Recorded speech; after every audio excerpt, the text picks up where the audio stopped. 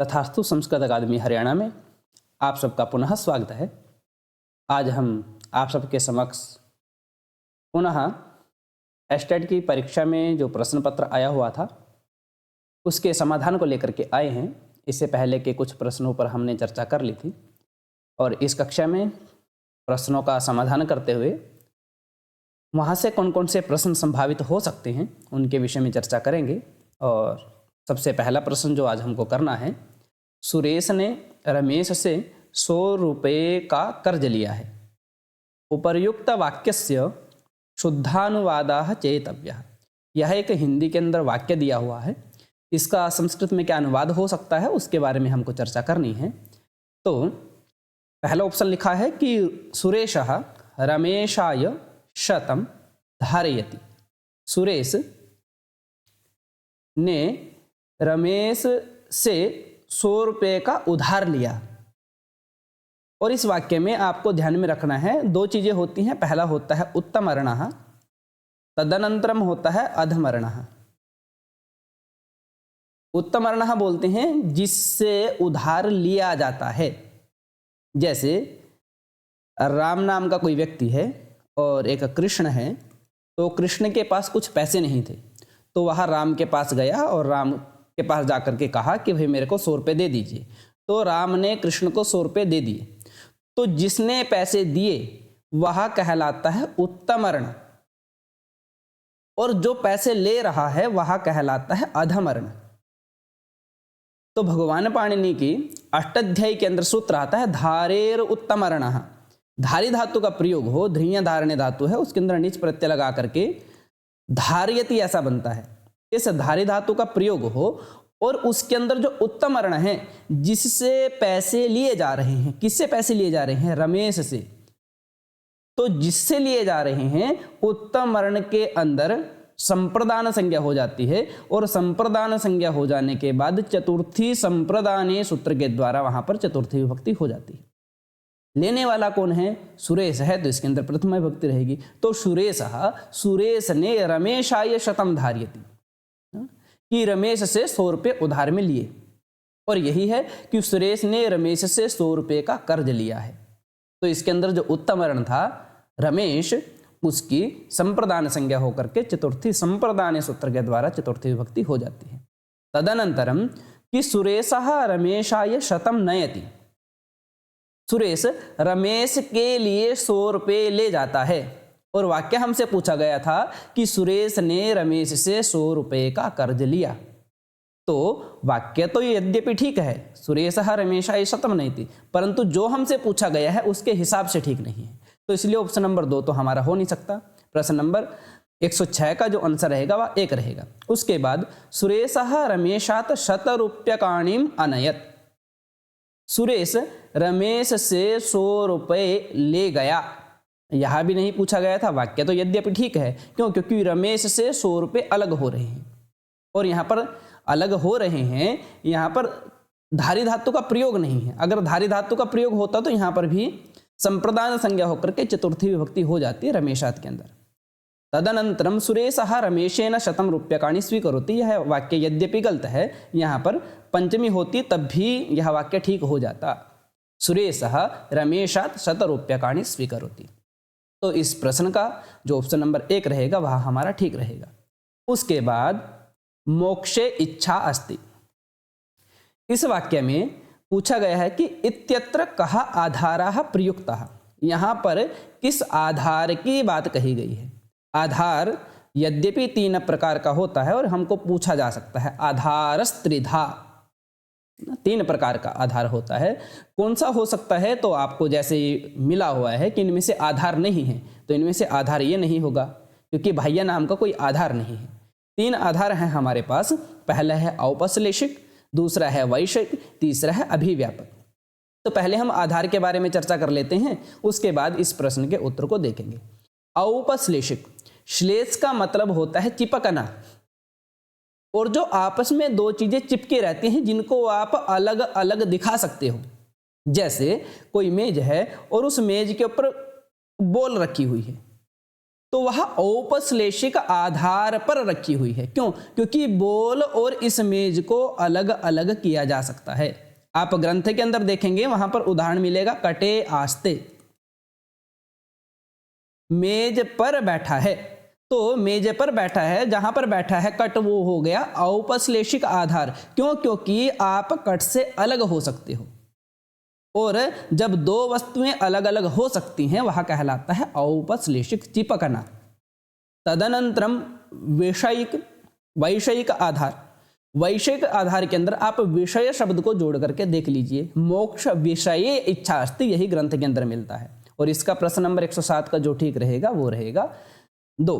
जो बौद्धिक जो आधार होता है उसको वैषयिक आधार की श्रेणी में रखा जाता है, बुद्धि से संबंधित जो आधार है। तदनंतरम अभिव्यापक। व्यापक इत्युक्ते जो समस्त के अंदर व्याप्त है, जैसे तिलेषु तैलम। इस तिलेषु तैलम के अंदर तिल के प्रत्येक कण कण के अंदर क्या है? तैल विद्यमान है। तो जो समस्त के अंदर विद्यमान हो, जैसे सर्वस्मिन आत्मास्ति, संपूर्ण में आत्मा है। तो आत्मा ये तो है नहीं है कि एक हाथ में है दूसरे हाथ के अंदर नहीं है। तो जो समस्त के अंदर व्याप्त रहती है, सर्वस्मिन आत्मास्ति, उसको अभिव्यापक कहा जाता है। सर्वस्मिन आत्मास्ति यह पूछा जा सकता है आपको, या तिलेषु तैलम पूछा जा सकता है, तो अभिव्यापक के उदाहरण है। मोक्ष इच्छास्ति वैषयिक का उदाहरण है। कटे आस्ते औपश्लेषिक का उदाहरण है। और जो प्रश्न नंबर 107 का जो प्रश्न ठीक रहा था, ऑप्शन ठीक रहा था, वह है वैषयिक, मोक्ष इच्छास्ति। तदनंतरम धान्येन अर्थः पदे समासस्य नाम निर्दिशन्तु। यह एक शब्द दिया गया है, धान्यर्थः। यहाँ पर इस पद में कौन सा समास है उसके बारे में बतलाना है। समास वस्तुतः 5 प्रकार का होता है। 5 के जिनका नाम होता है वह 4 प्रकार का ही होता है, जिसके अंदर तत्पुरुष, तदनंतरम सबसे पहले अव्यय भाव, तत्पुरुष, बहुव्रीहि और तदनंतरम द्वंद्व। ये 4 नाम वाले होते हैं, और जिसका कुछ नाम नहीं होता उसको कहा जाता है समास, केवल समास। विशेष संज्ञा विनिर्मुक्ताः केवल समासः। तो अब आपको समास बताना है। जो तत्पुरुष समास है उसके बहुत सारे भेद होते हैं। द्वितीय तत्पुरुष, तृतीय तत्पुरुष, चतुर्थी तत्पुरुष, पंचमी तत्पुरुष, षष्ठी तत्पुरुष, सप्तमी तत्पुरुष, और जो प्रथमा विभक्ति के अंदर होते हैं उसको कर्मधारय कहा जाता है। कर्मधारय के अंदर अगर शुरू में संख्या आ गई तो संख्या पूर्व द्विगु, तो उसको द्विगु कहा जाता है।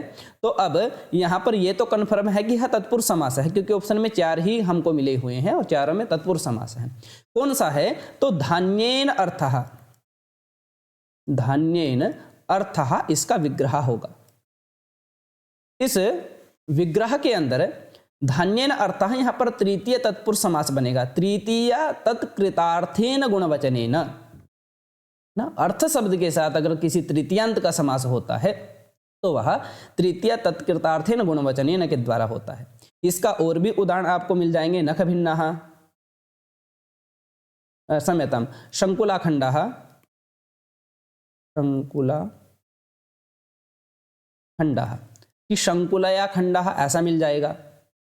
उसके बाद चतुर्थी के वाले आपको मिल जाएंगे। चतुर्थी तदर्थार्थ बलिहित सुख रक्षितैः, गो सुखम, गो रक्षितम, ऐसे बहुत सारे उदाहरण आपको मिल जाएंगे।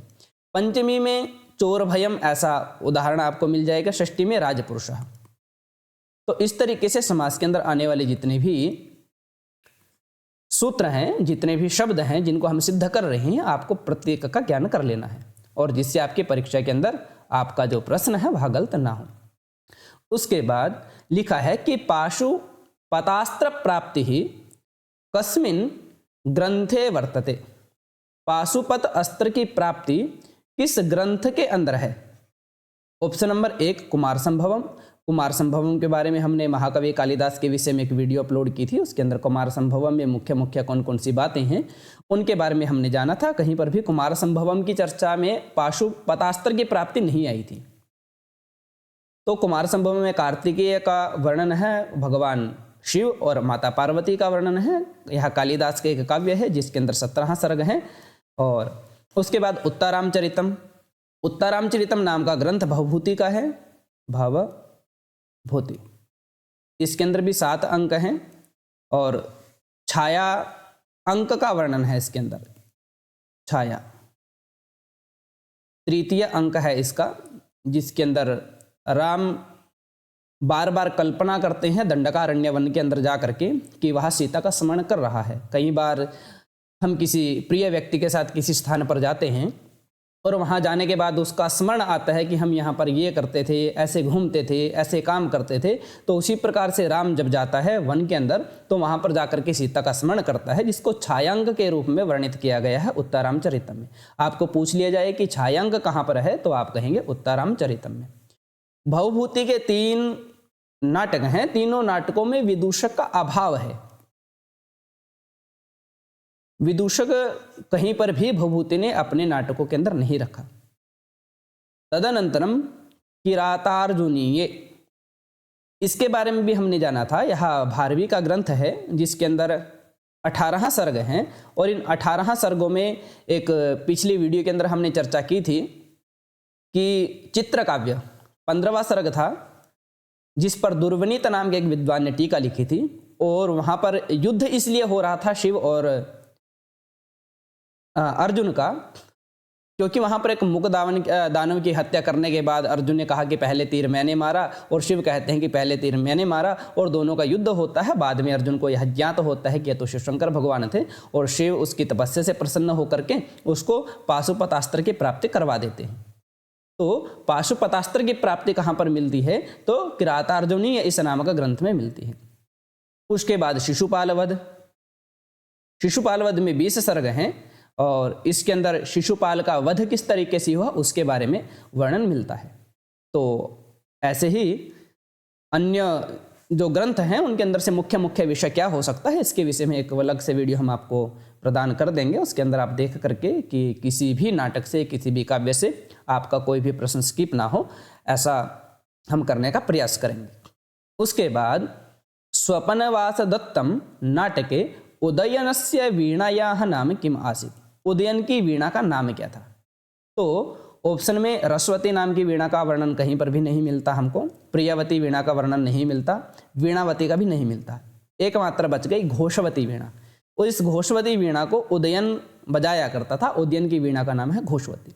इस तरीके से आपको एक प्रश्न और पूछा जा सकता है कि शिशुपाल वध में नारद के पास वीणा थी, उस नारद की वीणा का नाम था महाती। ये आपको पूछा जा सकता है कि महाती वीणा का वर्णन कहाँ पर मिलता है, तो आप कहेंगे शिशुपाल वध में मिलता है। महाती नाम की वीणा है किसकी थी, तो नारद की थी। ऐसे घोषवती वीणा का वर्णन किस ग्रंथ में मिलता है, तो आपको यह स्वप्नवास दत्तम के अंदर मिलता है। सरस्वती की वीणा थी, माता सरस्वती की वीणा का नाम था कच्छपी। यद्यपि किसी ग्रंथ के अंदर नहीं आई है, फिर भी संभावित है कि पूछा जा सकता है। सरस्वती माता के पास जो वीणा थी उसका नाम था कच्छपी। तो इन कुछ प्रश्नों को हमने देखा। अग्रिम जो वीडियो रहेगी यहीं से ही बहुत सारे प्रश्नों को लेकर के उनका समाधान करते हुए संभावित प्रश्न वहाँ से क्या क्या हो सकते हैं उनके बारे में हम चर्चा करेंगे।